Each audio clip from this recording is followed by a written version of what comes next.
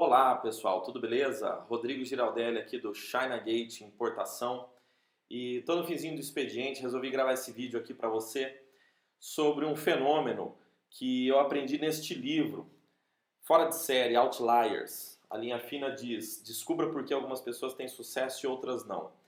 Não vou discutir aqui o que é sucesso e o que não é, nem tenho argumentação para isso, mas eu leio bastante, eu gosto desse tema de empreendedorismo, né? De projetos, de entrega, de realização, de produtividade, tudo isso que gravita aí ao redor do mundo dos negócios, ao redor do escritório.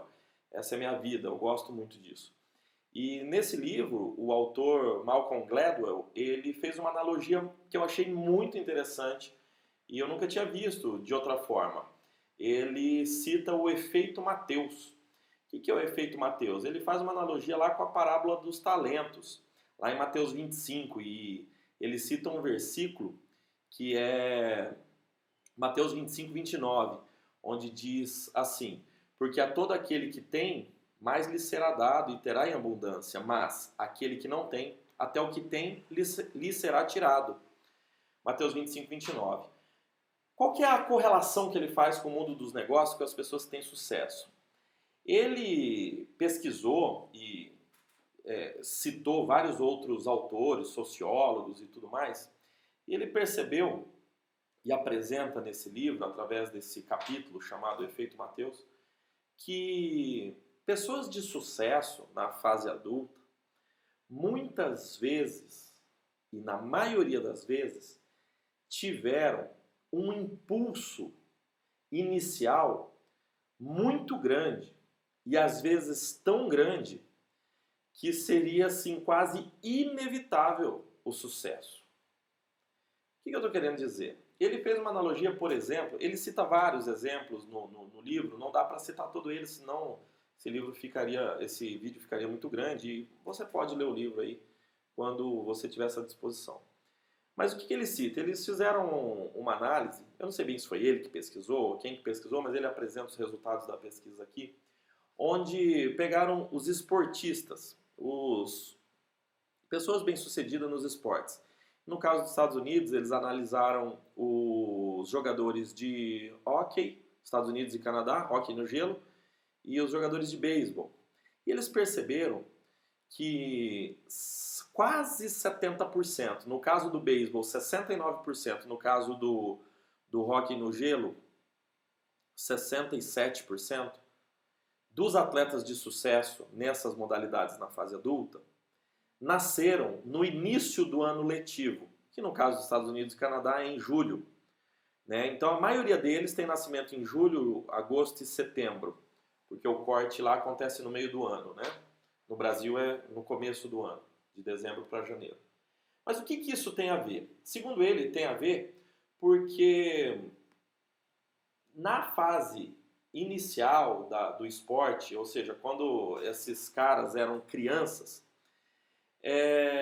um ano, ali com um ano de diferença, quando você tem 4, 5, 6, 7, 8 anos, um ano de diferença dá uma característica muito diferente fisicamente falando. Basicamente, as crianças que nascem no início do ano letivo são mais fortes, mais ágeis, mais rápidas, têm um raciocínio mais rápido, especialmente para os esportes. Então o que isso produz? Produz que eles são melhores, né? Eles vão jogar com a mesma turma, eles se destacam. Quando eles se destacam, lembrando que nos Estados Unidos e no Canadá o incentivo ao esporte é muito maior do que nós vemos no Brasil.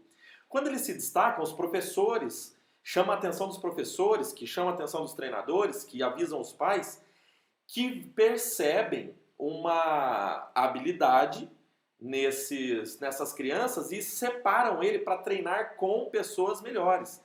Treinar ele com os times melhores, com as crianças mais adultas ainda, onde ali eles são incentivados, têm mais tempo, têm mais cuidado, professores e treinadores mais preparados. Por quê? Porque eles são precoces, que eles são mais fortes, porque eles são muito hábeis naquela modalidade. Tá? E com este efeito, com este empurrão lá no início da carreira, vamos dizer assim, que eles nem sabiam que era carreira no caso, na infância, eles recebem injeções de estímulo, de recursos e de ânimo, psicológico mesmo, incentivo, motivação, que produzem atletas profissionais de excelentíssimo nível, de altíssimo nível quando adultos. Tá? Isso, depois de 10, 12, 13 anos, quando a criança, né, passa para ser adolescente, já não faz tanta diferença. Porque daí as crianças se desenvolveram. Mas aí elas já não têm mais a chance de entrar naquele seleto grupo que já está formado, já está fechado, porque ele não treinou tanto. Então perceberam que a diferença era isso, era esse impulso inicial. Uma criança, por nascer no começo do ano e se destacar, mesmo que no primeiro ou segundo ano, ela saía praticamente correndo com Fórmula 1. E as outras crianças, as mais novas, as mais jovens, né, e as menos desenvolvidas ali fisicamente naquela determinada turma, saíam correndo com um kart, com muito menos velocidade. Jamais vão alcançar, porque depois de 3, 4 ou 5 anos, o estímulo do primeiro grupo foi tão grande que eles de fato estavam muito mais treinados. E aí eu não acreditei muito nessa história e fui pesquisar na internet. E aí eu achei matéria na Folha, matéria no Estadão, que isso acontece no futebol no Brasil também. E aí eu sou curioso, né? A minha esposa fica assim, o que você está pesquisando na internet? Daí eu explico, ela não entende nada, ela fala que eu sou meio maluco. Mas aí eu percebi que dos últimos 15 atletas que ganharam a bola de ouro, somente 4 atletas nasceram no segundo semestre. O Ronaldo Fenômeno, se eu me lembro bem, parece ser um deles. Todos os outros nasceram no primeiro semestre. E aí é o que os artigos aí que eu li na Folha e no Estadão, eles disseram que acontece o mesmo, porque no começo do ano, né, os olheiros ali, as pessoas que incentivam, que recrutam os pequeninos para o futebol, eles levam muito mais vantagem, né? E achei muito interessante isso, até porque eu nasci em dezembro, né? Então eu nunca tive essa vantagem. E eu uso isso agora de muleta para dizer por que eu não fui bem nos esportes. Mas tudo bem. Agora isso não serve só nos esportes, né? O capítulo é bem mais robusto e ele fala, por exemplo, do Bill Gates, que o Bill Gates era uma das poucas pessoas da época dele que tinha acesso irrestrito a computadores. Ou seja, ele é um cara super inteligente, mas ele tinha a ferramenta num momento que pouquíssimos adolescentes nos Estados Unidos tinham acesso à ferramenta computador. Isso acontece porque a mãe dele era presidente de uma associação sem fins lucrativos lá na cidade dele que tinha computadores lá nessa associação que o Bill Gates poderiam acessar. Aí ele cita o Steve Jobs, como não citar o Steve Jobs, né?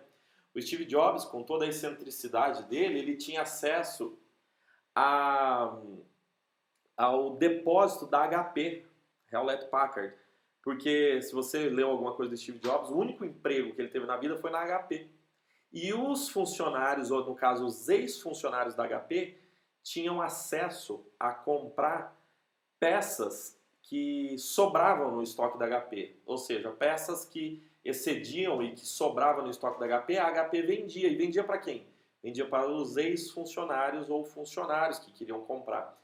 Onde o Steve Jobs era um deles, que deu origem ali ao primeiro precursor do Mac, lá com Wozniak, naquela coisa toda. Se você assistiu o filme você vai fazer esse link.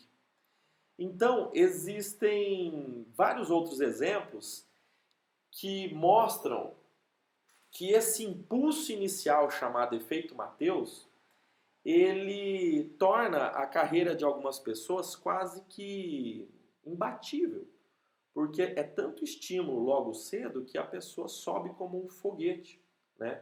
Eu não sei se isso faz sentido para você, se faz sentido na sua vida ou não, mas eu achei muito interessante essa forma de pensar e essa analogia. Se você quer saber mais, leia o livro que você vai poder ver outros exemplos e tudo mais. Existe uma regra também chamada regra das 10.000 horas, mas aí esse vídeo já está ficando longo, eu deixo para o próximo. Então o efeito Mateus é o seguinte, citando de novo aqui a Bíblia, porque todo aquele que tem lhe será dado e ele terá em abundância, mas aquele que não tem, até o que tem lhe será tirado. Então essa foi esse fenômeno que eu quis compartilhar aqui com você hoje. Espero que você tenha gostado. Se você gostou, dá um like, comenta aqui embaixo. Eu mesmo respondo. Se você não gostou, dá um unlike. Né? No Facebook não dá para dar um unlike, mas no YouTube dá. É bom para mim também, porque daí eu vejo se tá legal esses vídeos, se não estão. Tá? Curta o nosso canal aqui em cima, se você está vendo no YouTube, tem uma bolinha aqui, China Gate, e aí quando eu publicar você recebe uma notificação automática desses vídeos. Certinho? Um forte abraço, até a próxima, fiquem com Deus.